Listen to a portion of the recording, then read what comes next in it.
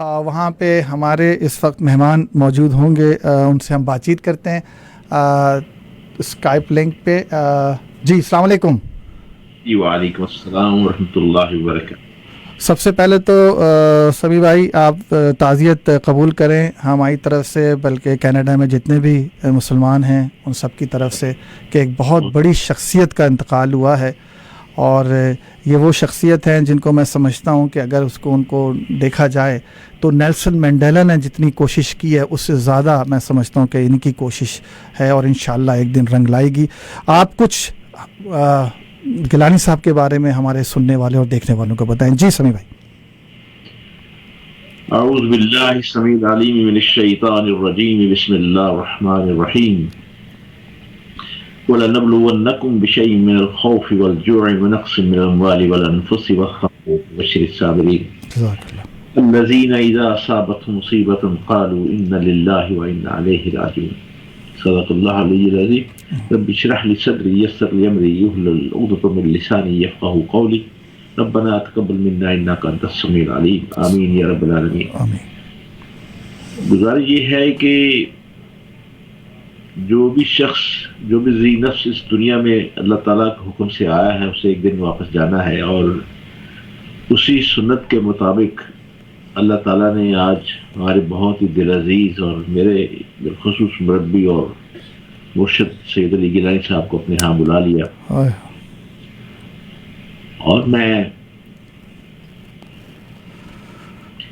چشم تصور سے یہ دیکھ رہا ہوں کہ ان کو ہزاروں شہداء لینے کے لیے نہ صرف آئے ہوں گے بلکہ بےتاب ہوں گے۔ سبحان اللہ۔ اور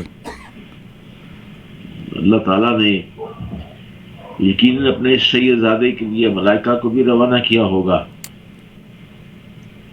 اور جنت کو انشاءاللہ سجایا بھی ہوگا کہ وہ ایک سید آ رہا ہے جس نے اپنی ساری عمر اپنی بے رعایا کردار کے ساتھ اور کوثروں کی بلندیوں میں بیٹھ کے اس سے زیادہ عظمت کی زندگی گزار کے وہ میرے پاس اس طرح پہنچ رہا ہے کہ اس نے زندگی کا ہر لمحہ جو ہے اسی یاد میں گزارا، اسی جہاد میں گزارا جس کا میں نے حکم دیا تھا۔ اور ایسا شخص جو کہ حریت کا ایک سمبل تھا، آزادی کا ایک استعارہ تھا، بے شک۔ اور آپ نیلسن منڈیلا کی بات کرتے ہیں، اگر تاریخی طور پہ تمام واقعات کو جمع کیا جائے تو انہوں نے نیلسن منڈیلا سے زیادہ جیل کاٹی اور جیل ہی میں تھے، اور اس طرح اس مطلب وہ 12 سال سے اپنے گھر میں وہ نظر بند تھے، انہیں گھر سے ہی آسمان کو دیکھنے کی اجازت تھی، وہ گھر کے دروازے سے باہر نہیں نکل پائے۔ 12 سال سے کشمیر میں وہ نظر بند تھے؟ جی 12 سال سے نظر بند تھے، اور اس سے پہلے بھی ساری عمر ان کی جیلوں میں آتے جاتے گزری۔ اور ہمارے سید علی گیلانی وہ ہیں کہ چشم فلک نے یہ مناظر بھی دیکھے، اور آج وہ یوٹیوب پہ رقم بھی ہیں سب چیزیں کہ بھی لاکھوں کے مجمع میں وہ اس دشمن کنٹرول کے باوجود، دشمن کی جابرانہ تسلط کے باوجود، وہ نہ صرف خود بلکہ پورے 1 لاکھ مجمع کا یہ کہہ کے دل گرما رہے تھے کہ ہم ہیں پاکستانی اور پاکستان ہمارا ہے۔ اور یہ والہانہ اور مجاہدانہ نعرہ ایسا ابھرا وہاں سے کہ آج تک کشمیر کا ہر نوجوان بچہ اس کے سینے میں آزادی و حریت کی تڑپ جو ہے وہ بے شک موجود بھی ہے اور اپنے راستے پر گامزن بھی ہے۔ سبھی بھائی لاواقین میں انہیں کیا کچھ بچوں کو بچے ہیں وہیں پہ ہیں یا انگلینڈ میں ہیں؟ یا جی سارا خاندان وہیں پہ ہے، ان کے بیٹے ڈاکٹر ہیں اور 2 بیٹے ہیں اور ان کی بیٹیاں ہیں، اور ان کا تو یہ عالم ہے کہ ان کے داماد ایک جو ہیں فیاض وہ جیل میں ہیں برسوں سے، وہ بھی جیل میں ہیں، اور ان کے ایک داماد جو ہیں ان کو وہ جلا وطن ہیں، ملک سے باہر ہیں، وہ کشمیر سے باہر ہیں، کیونکہ ان کی جان کو بھی خطرہ ہو گیا تھا، ان کو بھی قتل کرنے کے درپے ہو گئے تھے یہ بدتینت لوگ جو کہ خود کو دنیا کی سب سے بڑی جمہوریت کا دعویٰ کرتے ہیں۔